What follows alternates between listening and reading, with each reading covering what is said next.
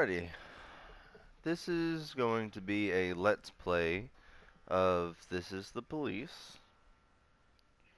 So we are going to just go ahead and jump right into it. Usually, before I go shaking my tits for the press, I like to go see how the professionals do it.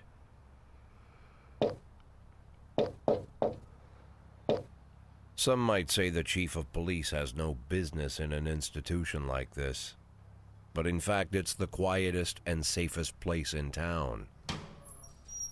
You won't run into any reporters, nobody gets into any fights, nobody drinks too much, nobody even raises their voice.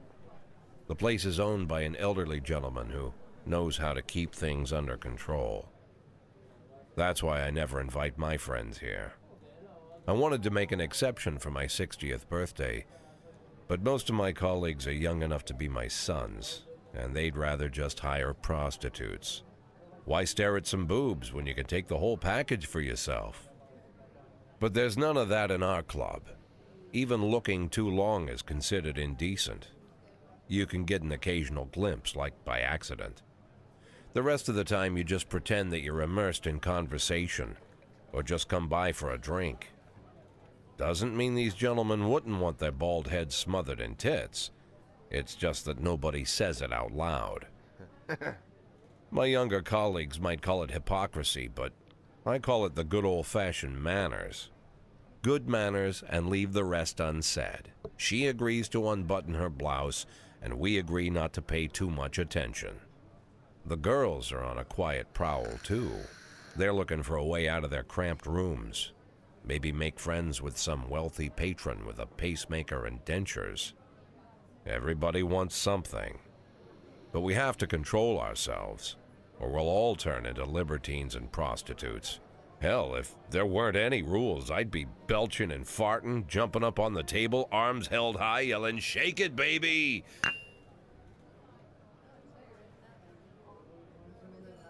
No idea how I got so barbaric.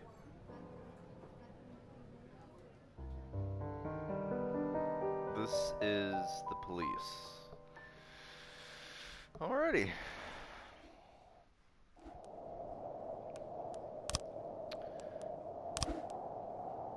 Yes, I am going to do a new game, just so we can kind of get the whole idea of what the game is about. Mayor Rogers, sex maniac. City Hall confirms rumors of Jack Boyd's resignation. Mark War 2 to be shown in Freeburg the day before the worldwide premiere by the mayor's personal request. Freeburg, July 15th, Monday.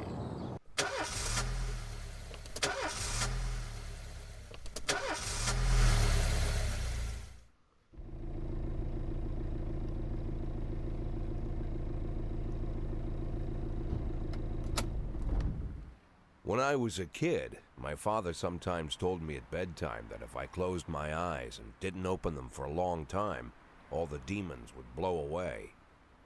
Yesterday I turned 60, but I still take his advice. Not because I'm sentimental or want to keep the memory of my father alive. I just can't think of a better solution. To get away from all the demons that haunt Freeburg, I'd need to wear a blindfold 24/7. Plus, it's a good idea to act blind when talking to reporters. At least that's what my colleagues say. They're afraid of press conferences. But for me, it's more like a confessional. No matter what lies you tell, you're privately thinking the honest answers. It helps me remember who I am.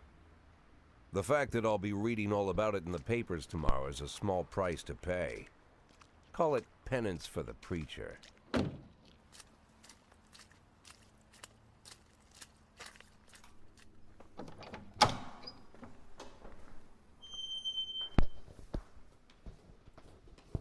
This is the first time I'm afraid of those answers my mind has given me. Not because I'm mad I'm losing my job, Though it's true, I'm mad as hell. Not because I subconsciously blame everyone else, though I damn sure do blame them.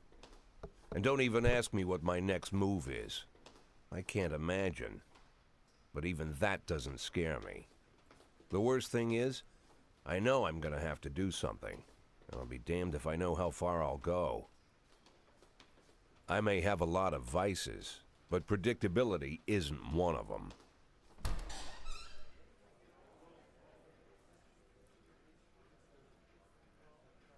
I learned a long time ago how to drive away the swarming demons. But what do you do when they're trying to rip your soul from your skin? Shutting my eyes tight as I can. The best solution remains the same. Play blind. I just hope the reporters think I was blinded by the camera flash. So it looks like we're... Yep. We're going to be talking to reporters. Good morning. Yesterday, the mayor's office officially announced your resignation. Did this come as a surprise, or did you know about it in advance? Well, I didn't know about it. So let's do... what's the difference? What does it matter whether it came as a surprise? My business is my own. Do you already know the name of your successor? No.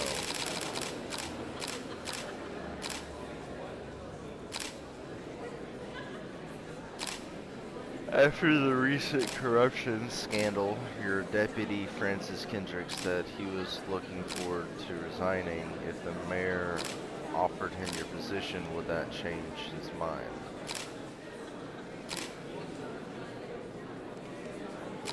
Dude, who cares? That's his business, not mine. Ask him yourself. Although Kendrick was acquainted, many still believe that the police are cooperating with the Mafia. Do you have anything to say about this? No comment.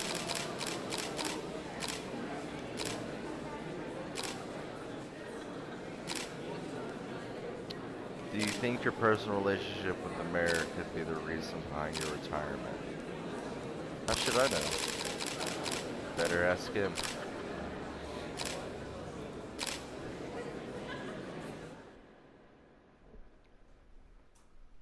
How's the back today, Mr. Boyd? Same as usual. How did the press conference go? You can read about it in the newspapers tomorrow. Don't let anyone in. Even Mr. Kendrick? Especially Mr. Kendrick. I'm guessing he's the mayor. I will say it's been a moment since I played this, so I forget certain things. Oh no.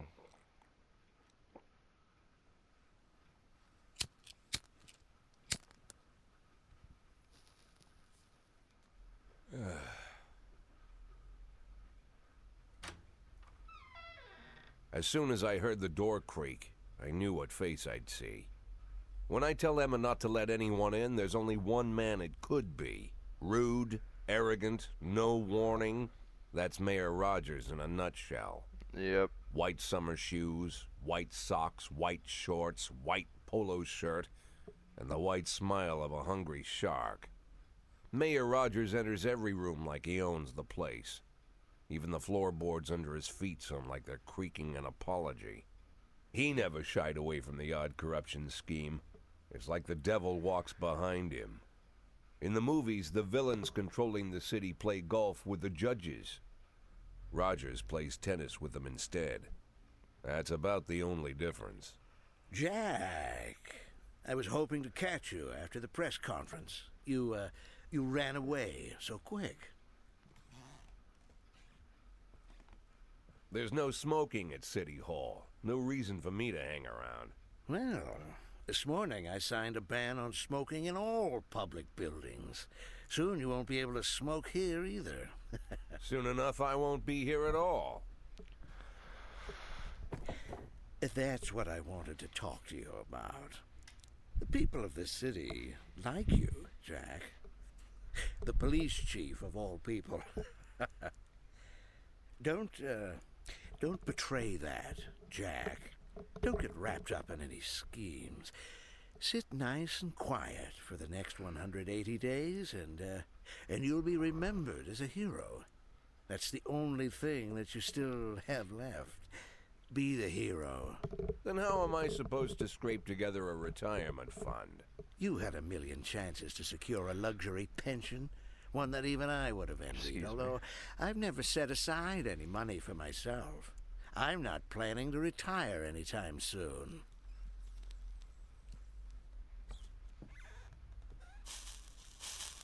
"180 days of quiet, Jack.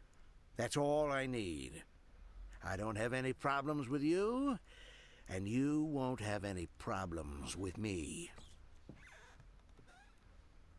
I have a new assistant, Troy Starr. If you have something to tell me, call him. But try not to bother him. He's a busy man." I'll do my best. "And quit smoking up the office. One of my friends will be using it soon." Damn. Oh, I'm sorry, babe. Only the mayor has this number. Mr. Mayor? Yeah, is this Troy Starr? Yes? Go fuck yourself, Troy Starr.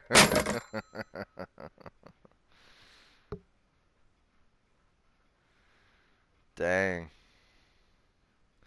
Day 2, July 16th, Thursday. Jack Boyd, on his resignation, asked the mayor Francis Kendrick could replace Jack Boyd. Jack Boyd, my retirement is my own business.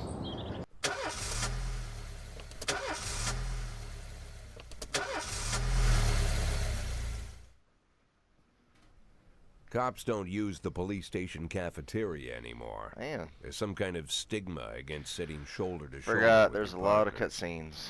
Everybody just takes snacks from the machines or grabs a meal and hammers it down in the corner like a vulture on a corpse.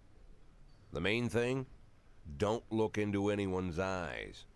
Could be construed as an invitation to sit together. The only people eating here are ghosts.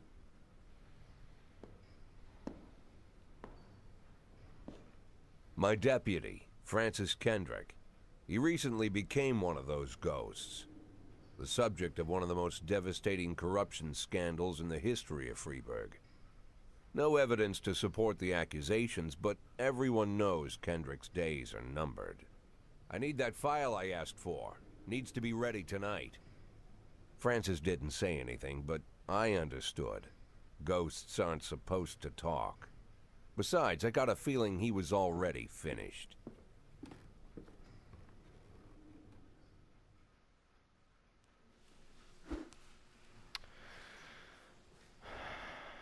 Yeah, it's been a moment since I played, so we're gonna show me what you got.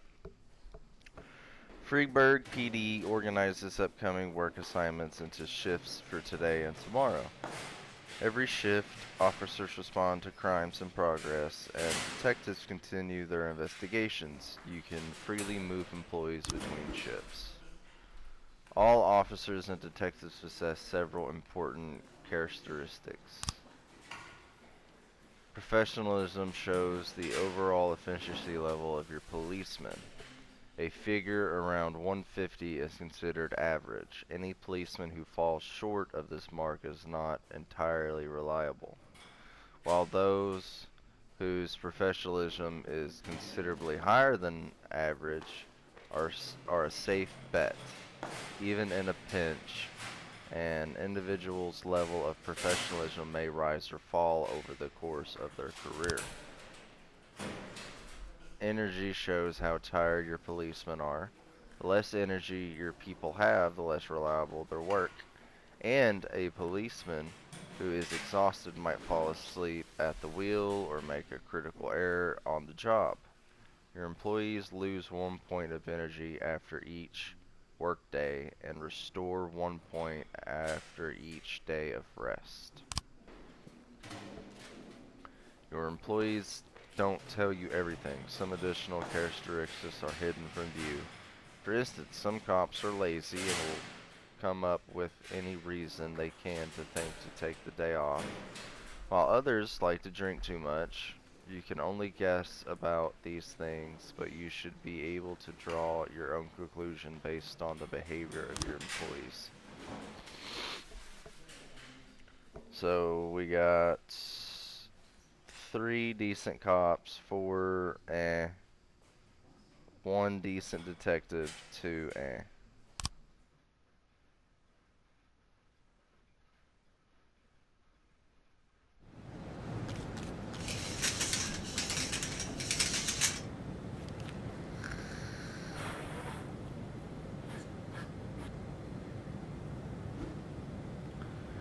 Responding to calls is the bread and butter of police work. You'll need to send your officers to the crime scene before the timer expires. A mark on the map shows where the call came from. The farther away the destination is from the police station, the longer it'll take your officers to travel back and forth. So the longer your people will be tied up and available for upcoming work. 110B in progress. The easiest way to determine how difficult a task might be is to check how many units are allowed to send on the call.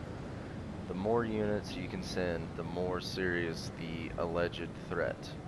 Particularly risky missions give you the opportunity to send SWAT, but they must be accompanied by at least 1 officer. The number of slots is not the only thing to consider. Any availability information from the location of the crime scene to the presence of weapons and so on. All of this can tell you how serious each case should be taken. A mission might look simple at first until it turns into a brutal meat grinder, or a serious call can come in which turns out to be a false alarm. A married couple exited a convenience store and saw a van in the parking lot back over a homeless man who had been digging through a trash can. The driver jumped out to help, but once he saw that he hit a bum, he got back in the van and quickly drove away. Jeez. Let's send you and you.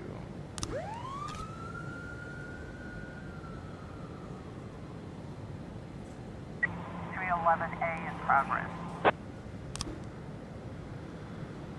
A theater manager reports that during a show of Citizen Kane, a drunk man attempted to force his way into the theater carrying a snowboard.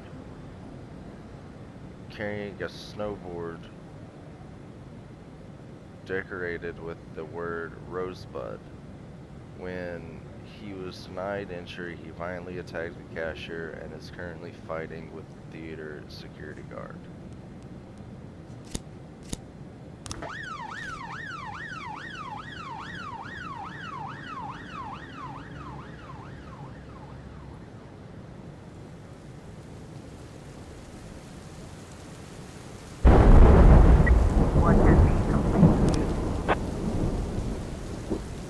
When everything goes well, the police capture the criminals and nobody dies. But the truth is, sometimes the criminals manage to escape, just trying to avoid any dead cops or civilians. Dead cops are hurt your roster, and dead civilians bother the mayor even more than living ones.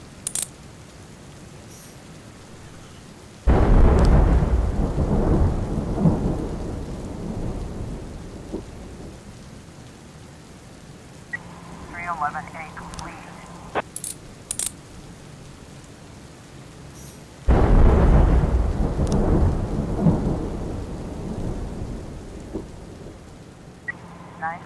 in progress. 3 teenagers armed with a shotgun robbed a videotape store and made off with their whole collection of adult movies, The criminals fled in a car, but the store manager wrote down the car's license plate. The owner is one Janet Brown, who lives in the suburbs. We are actually going to wait until we get some decent cops back. We're going to send you and you. Wait until the cops get back. A brother and sister clashed with each other over their deceased father's will. According to one of their lawyers, we don't dare separate them, and our security guard is off duty tonight.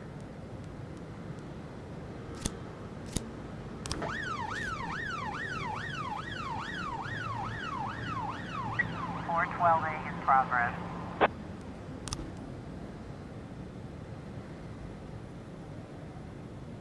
A passerby saw some teenagers attack an elderly musician, then ran away with his guitar and his money. Can we wait until we get some better police? I do not think We've got so. a situation here. The cops aren't sure how to proceed. They might contact you and ask how to handle the situation. Try to deal with whatever comes up, but don't waste all your time on this stuff. You have plenty of other problems on your plate. The vehicle in question is parked right outside the Brown residence. The sounds of and loud laughter can be heard through the living room window. Turn on the loudspeaker and shout, "The house is surrounded." 9 testing completion. Good job, guys. Come on, get back in time, get back in time, get back in time, get back in time, get back in time. 311A complete. And I don't think they're going to. Alright, let's send all y'all.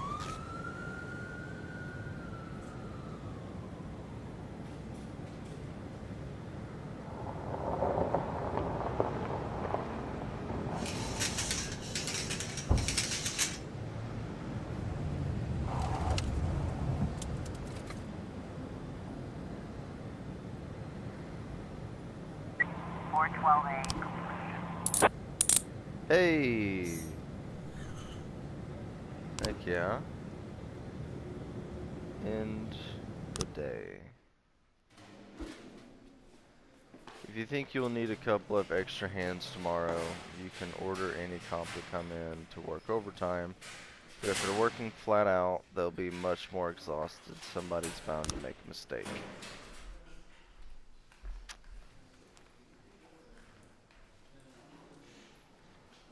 Oh, we only got 2 with... Oh yeah, 3. Used to be when I asked Kendrick to stay late at the office, he liked to grumble and crack wise. Nowadays, he doesn't have the strength for it. Slumped shoulders, blank stare, wrinkled skin. The past few weeks, I don't hardly recognize my old friend. In his younger years, he reminded me of a gallant royal officer in an old Kipling story. Kendrick isn't just crumbling under the weight of the public pressure, but from the shame of it all. Internal Affairs raided the library he inherited from his grandfather, hoping they'd find buckets of cash stashed in the pages. Heard about the look on his face, the fearless policeman standing helpless in horror. I've known Francis for 30 years. The past 20 years he's played loose with the law. And I know that at a certain point every stolen dollar brings more misery than anything else.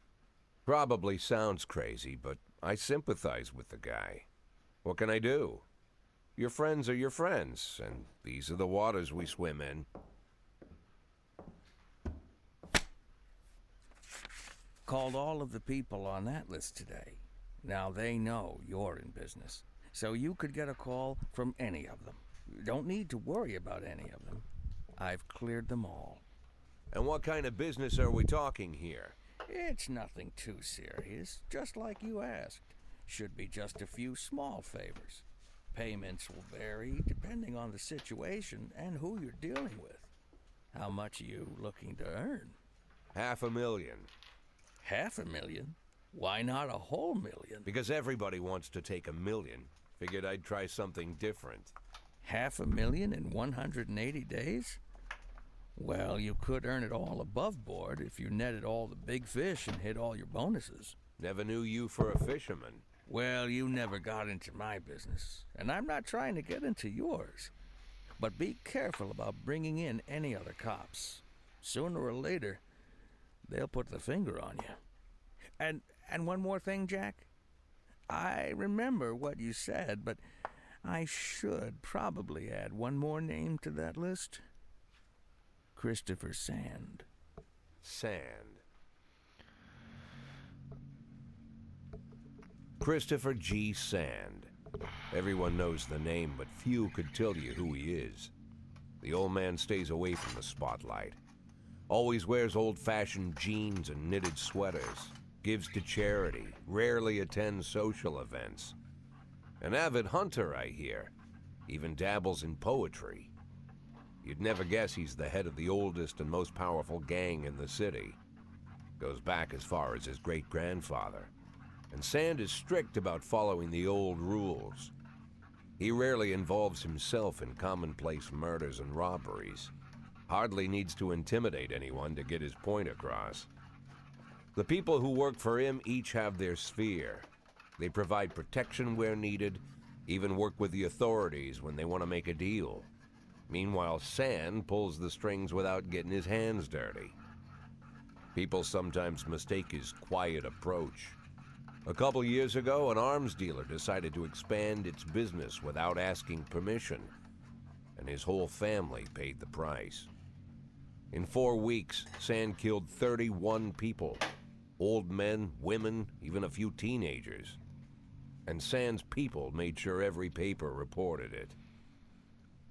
Frank, I don't want to hear you say that name again. Jack, please, listen to me. I'm in with these guys. We agreed, Frank. That's not the kind of business I'm into. I don't go there. Never have, never will.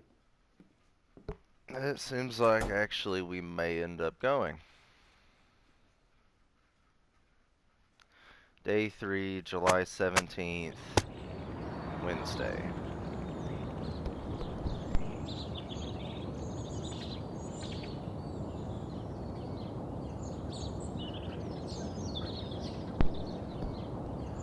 Alright, I think that's actually where we're going to hold off.